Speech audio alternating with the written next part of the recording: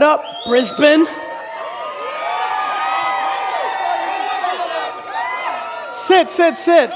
Let's do this. Brisbane. Thank you so much for that intro. Super excited to be here. It's been a long week. New York to Oslo to Copenhagen to Moscow to LA, now here. And I'm thrilled to be here, Sydney tonight. So a double header for me, which is exciting. First of all, I want to thank you guys for taking the time to be here.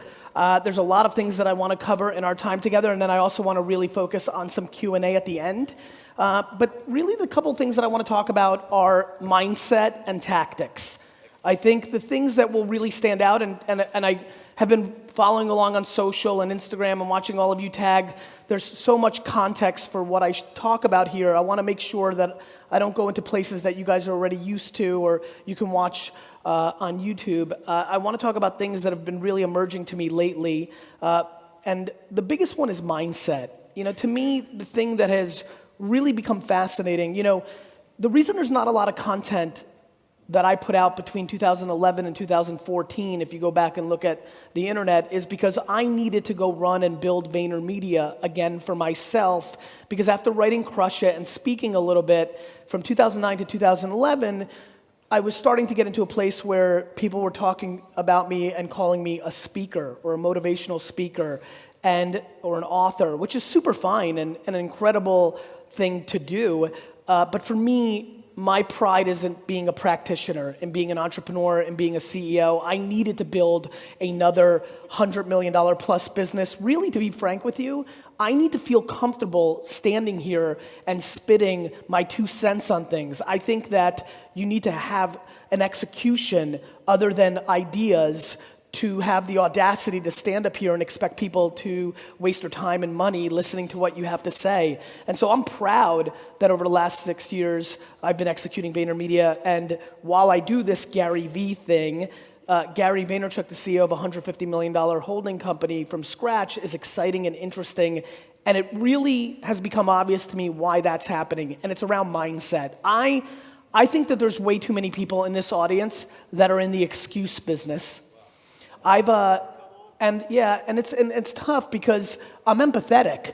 There's always things. You know, you could have 2 parents that were drug addicts. You could have lost your parents in a car accident when you were a kid. You could have had your money stolen to you by a partner. There's so many things that happen in life. I'm super empathetic to it. The ultimate problem is that the market, the world, doesn't care.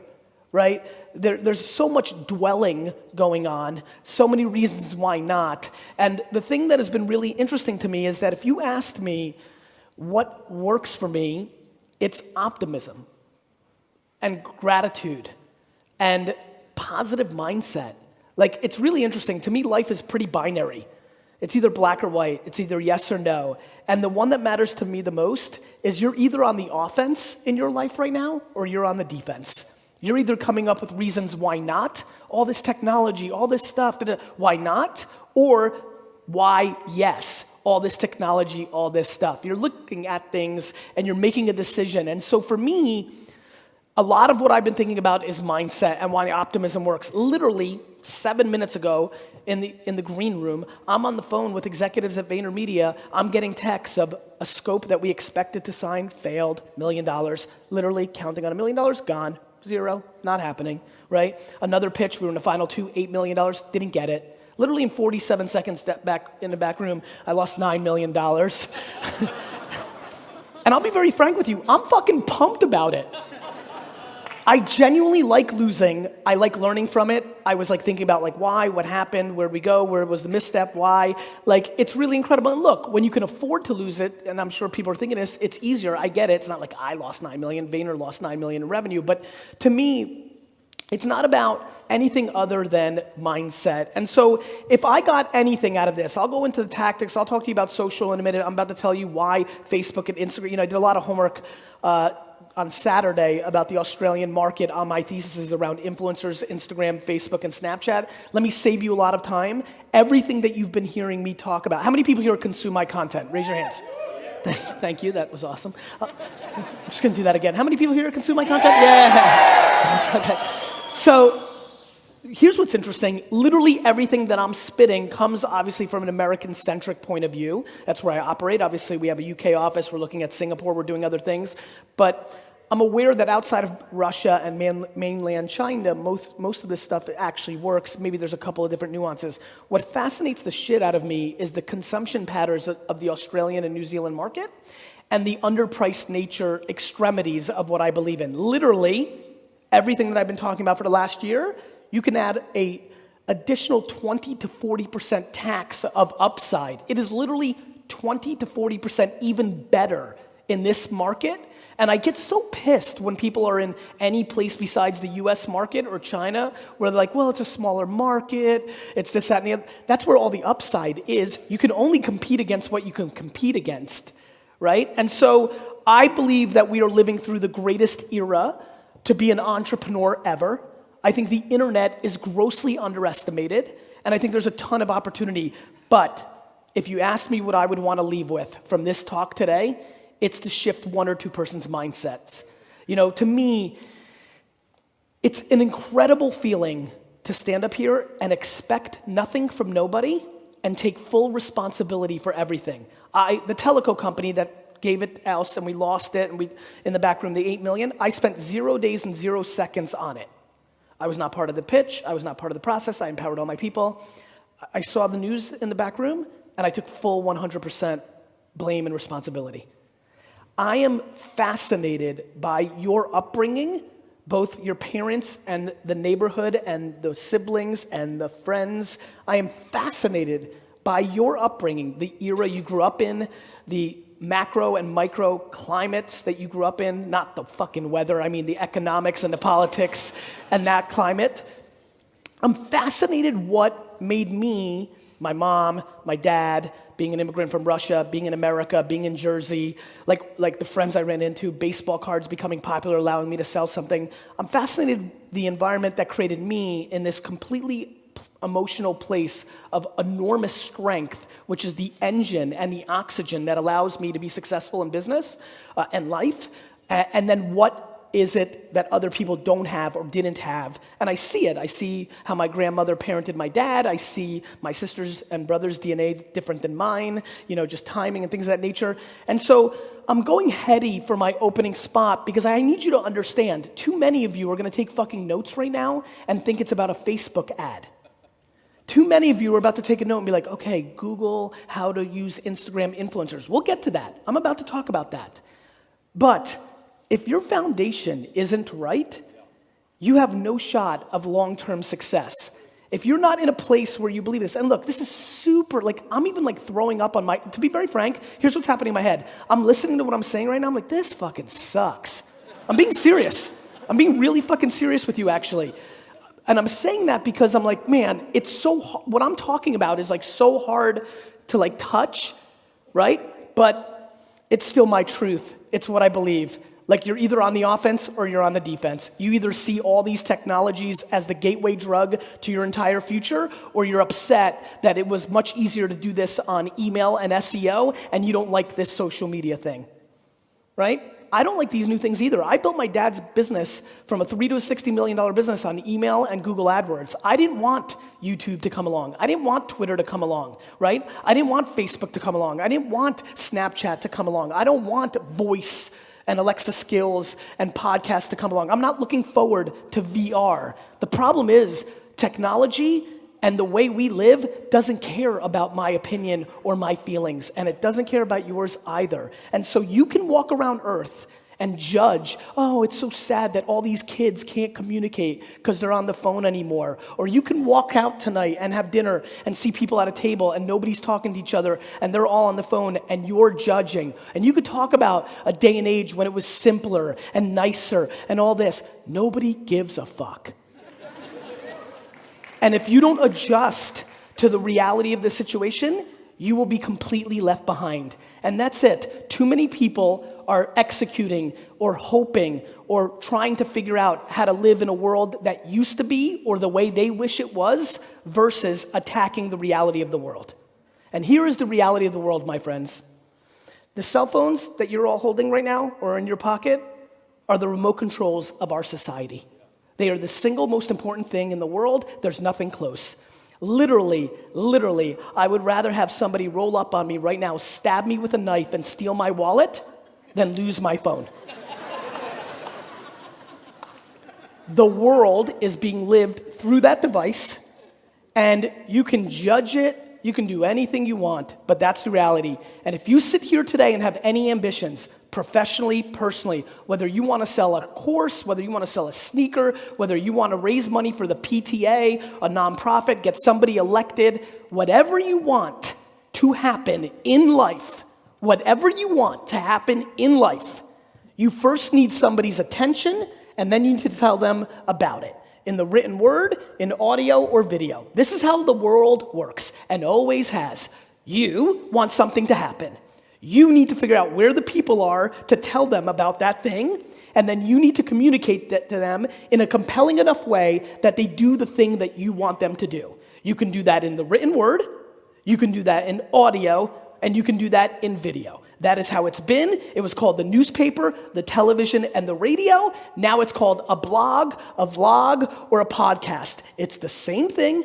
Nothing's changed except one thing. Your attention is moving to a new place and leaving an old place. The other thing is, we have not figured out the creative strategies to be successful in this world. The other thing is, there's a lot of people in here who are not self-aware and don't realize they should only be writing and not making videos because they're not good at it. Or reversed.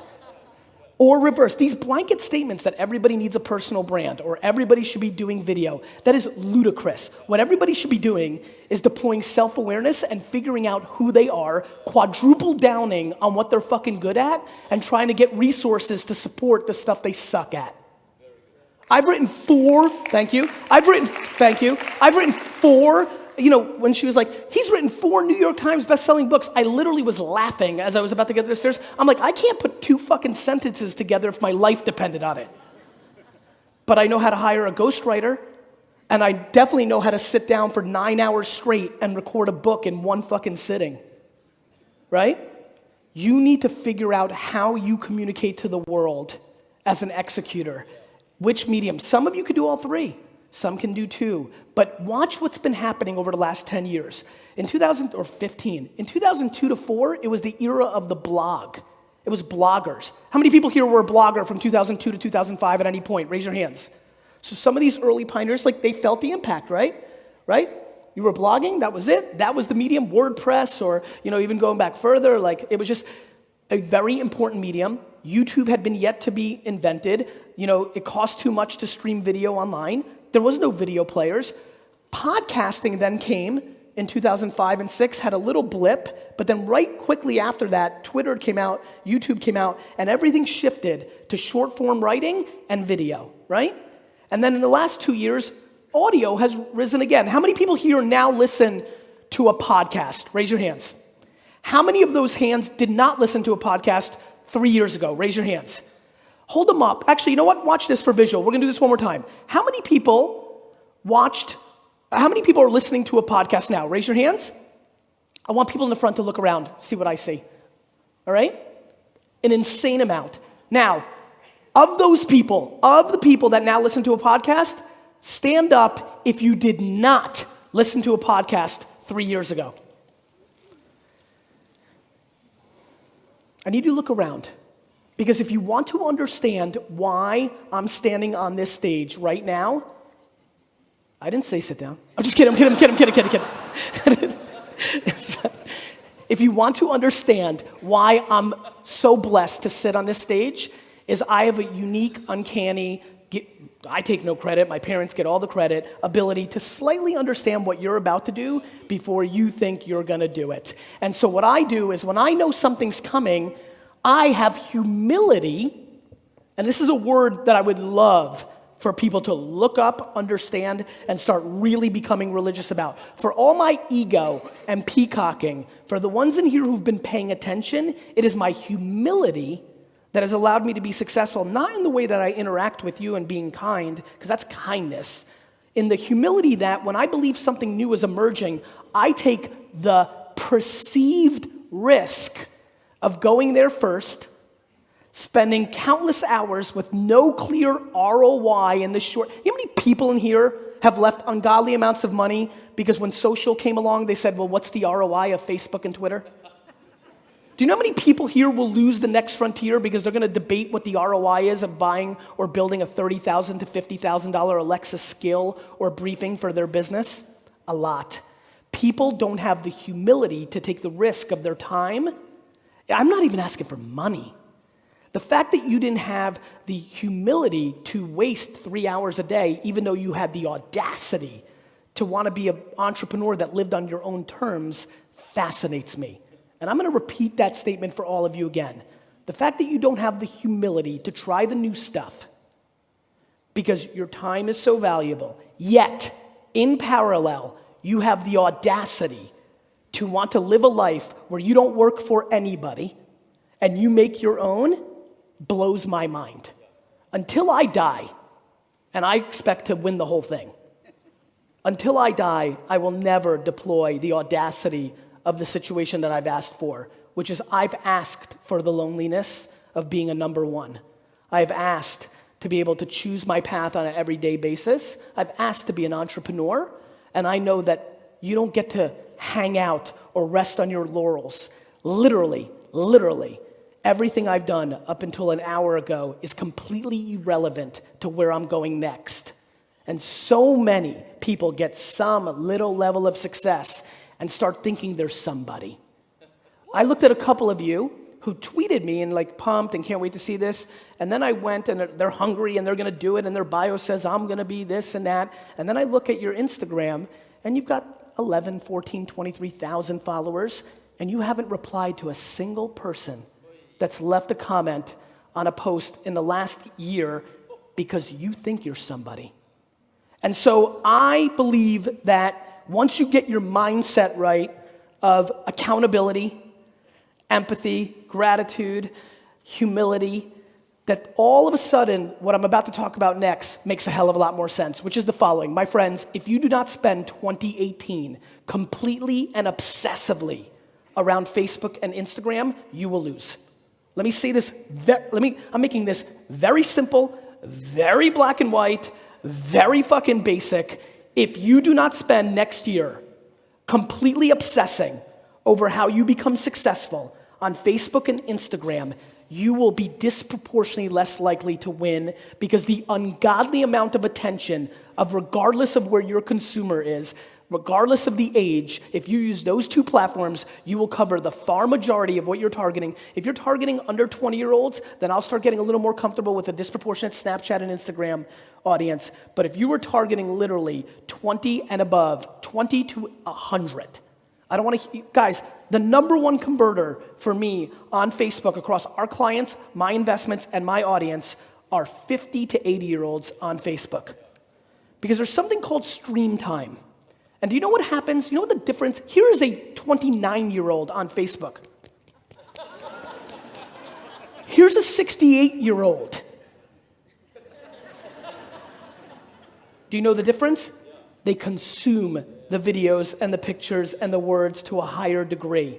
And so I really need you to wrap your head around the fact that Facebook and Instagram have ungodly attention, that the ad product on those two platforms are disproportionately underpriced, and that is where you should be trading.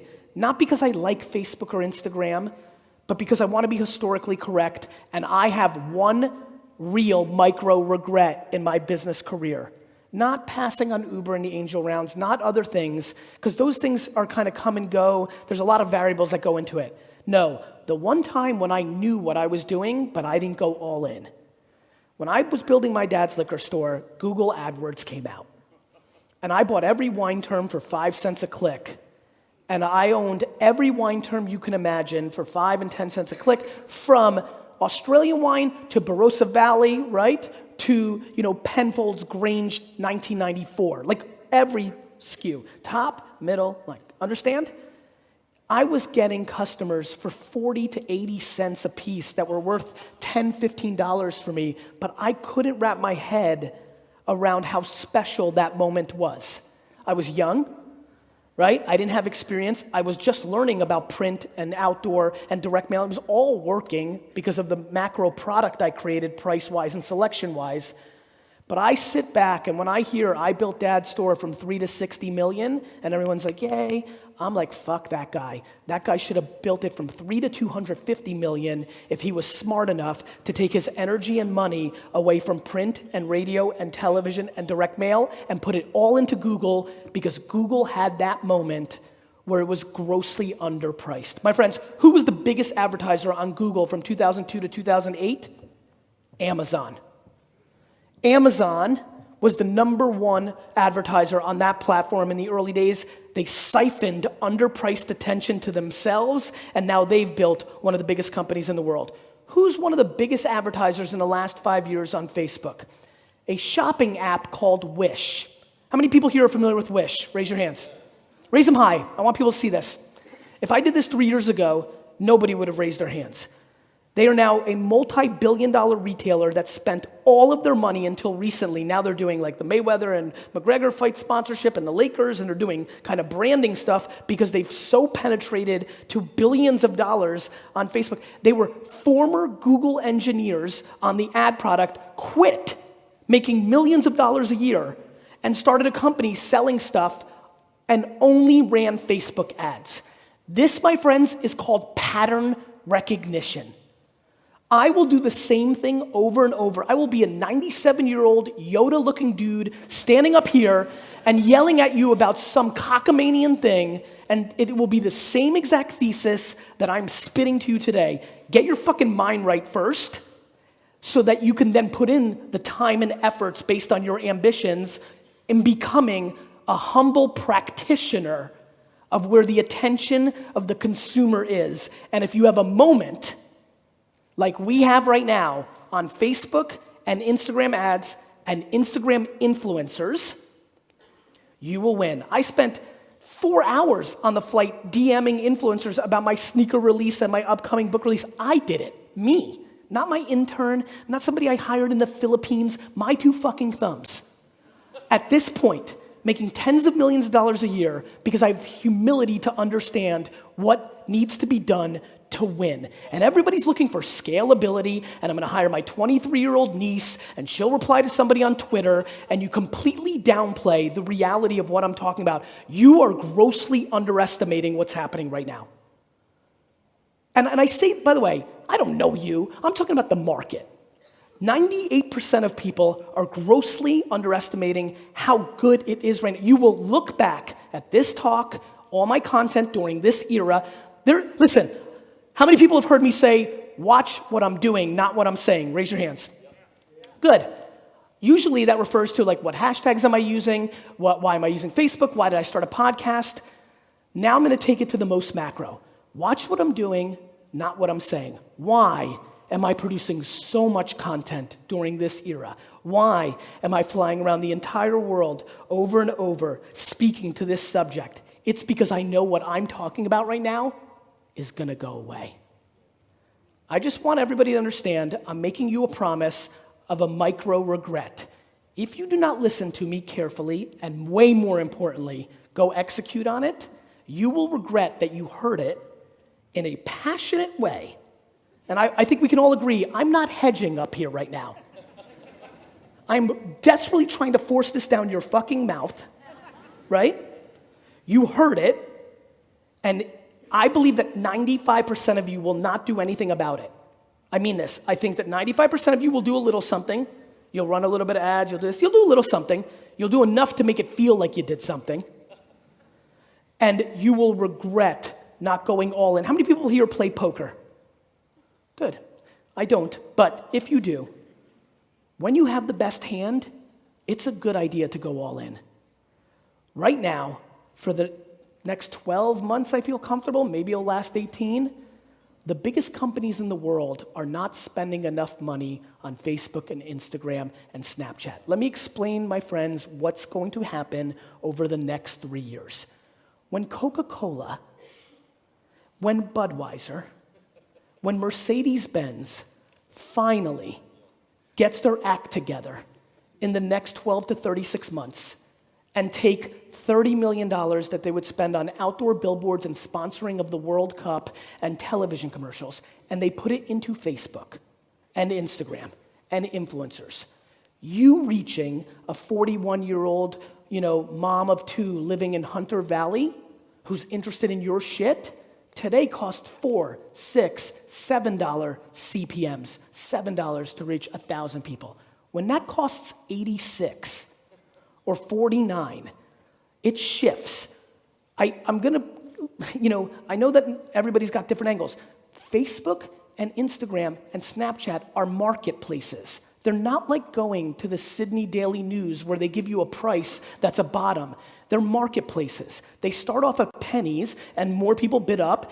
The feed is only one feed. Everybody's trying to get in. And if you want to get in, it costs more. And that's why they become big businesses, because if they have the attention, more people want to get there, but the price keeps going up. The words that I spend 5 cents a click for, some of them are now $14 words. Not as good of a conversion as it was in 2003. More importantly, you guys got used to seeing Google's ads, and you don't click them as much as you used to back in 2002 when you didn't know if it was just organic results or if it was an ad.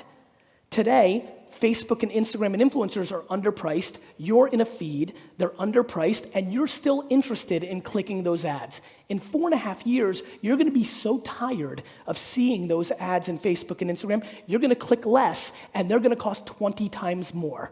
Understand? That is basically all I wanna say. I'm actually considering leaving, but I think I'm obligated to stay on stage.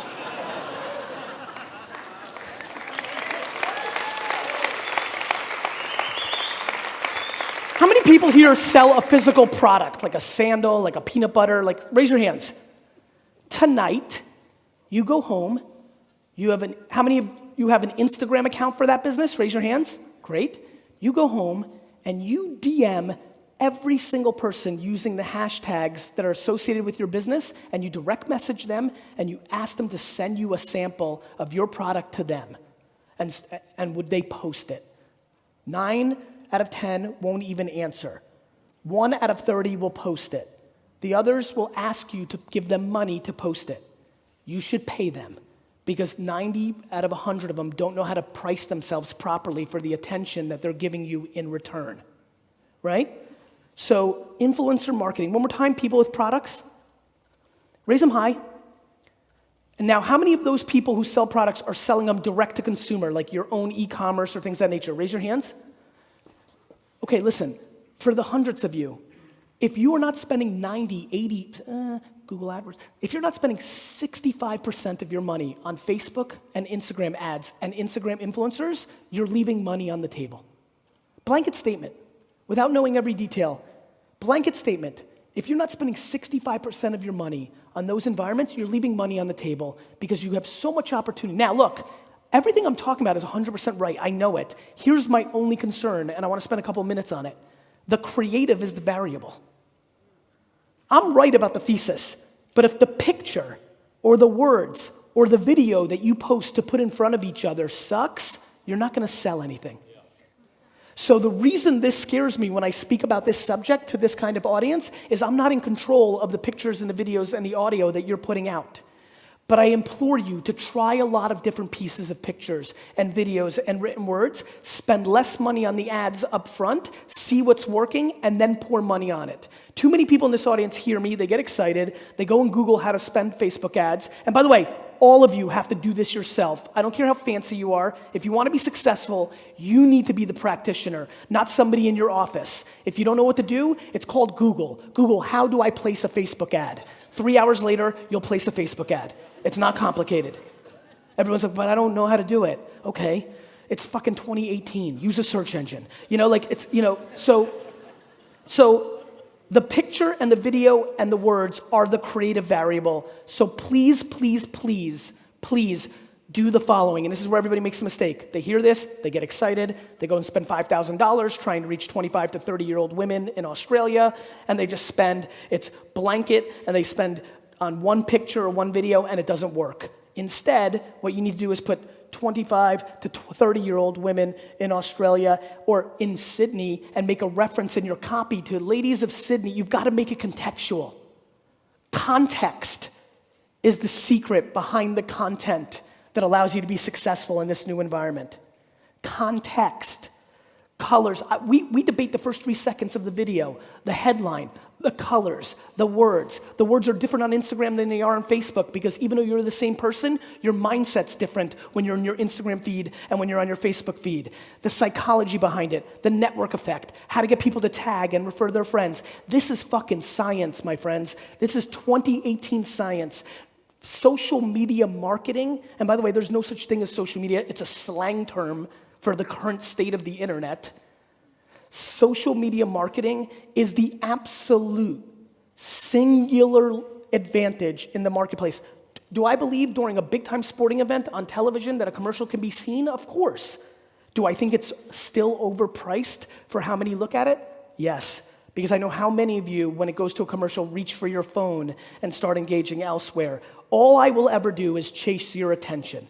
As it is now going from video to audio, I'm triply downing on my podcast and on my Alexa skills. Watch this. You'll find this interesting. How many people here listen to my podcast? Let's start with that. Great. Thank you very much. Of those people, how many of you have now started listening more to the podcast and watching less video because of it? Raise your hands. Raise it high. I need people to see this. It's a significant number of people who in the last year have started listening more and watching less because time is our number one asset. And if you can hear me while still doing something else, the audio is more valuable than watching the video, which you have to watch as a medium. So if you do not have an audio strategy for your business, if you have not started creating the podcast or really leaping to the strategy behind building an Alexa skill for your business, you are leaving an enormous amount of opportunity on the table. Please, please, please start getting your audio strategy. You guys are runners for the mics? Yeah? All right, I'm going to use 1 more minute, and then I want to start thinking about raising your hand for a question. My friends, listen. This is, how many people here are good at cooking? Raise your hands. Raise them. It's a pretty audacious bunch. I couldn't even begin to think about cooking, right? It's not a skill set I have. For so many of you, it just came natural from the beginning, right? Being an entrepreneur, more importantly, being a successful entrepreneur, is a skill set, right? And it's one that comes natural to some and others, not as much. It's a fun thing to be right now and everybody wants to, and the opportunity is very real. I'm a great entrepreneur, but I think I'm even better at consumer behavior and psychology. It's who I am. It's why a lot of you follow me, because when you cut me down, you see that I'm pushing positivity and a whole lot of other things that matter and trying to get people to do it the right way. Be patient, do the right thing, da-da-da-da-da-da. My friends, you need to get yourself in the right place mentally, and then you need to get yourself in the right place mentally, because the thing that people have not wrapped their head around is that this takes a lot of work. Like a lot. Not a little something. And if you aspire, let me just ground this. If you think you're gonna make $1 million a year, which is funny the way people throw that out, like everybody gets there. Almost nobody gets there, right? If you wanna make $500,000 a year, which would put you in the disproportionate top 1% of income getters here in Australia. If you want to make $100,000 a year and like doing it, and it's on your terms, and it's your life, it takes a lot of work. And it takes a lot of smart work. The thing I talk a whole lot about is hustle. The thing I talk less about is being smart, because I don't think that brings you any value. So what I do is I try to come and speak, or through my actions, show you the smart things that I'm doing, and then remind you that it's still hard work. The framework is simple. This is simple. You may have not allowed yourself to have the honest conversation with yourself of how much hard work and how much patience it takes to be successful, but it doesn't change the fact that that's the case. You've never met anybody in your life who hasn't worked their face off for a long time that's built something significant. It may seem that it happened fast because they're 27, but maybe they've been hustling since they were 13 in a different way that gave them 14 years of experience to be a winner in that game. And so, please wrap your head around what we're actually doing here. And more importantly, if you were smart enough to be here today, and I mean this, the fact that you came here today puts you so far ahead of everybody else, and I hate knowing for a fact that so many of you are gonna give up your advantage because you like hearing me say it, and you like the way it feels, but then you leave and you don't do anything about it. So please, Brisbane, do me a favor. Go do something about this talk today. I implore you, it will change the course of your career. Thank you.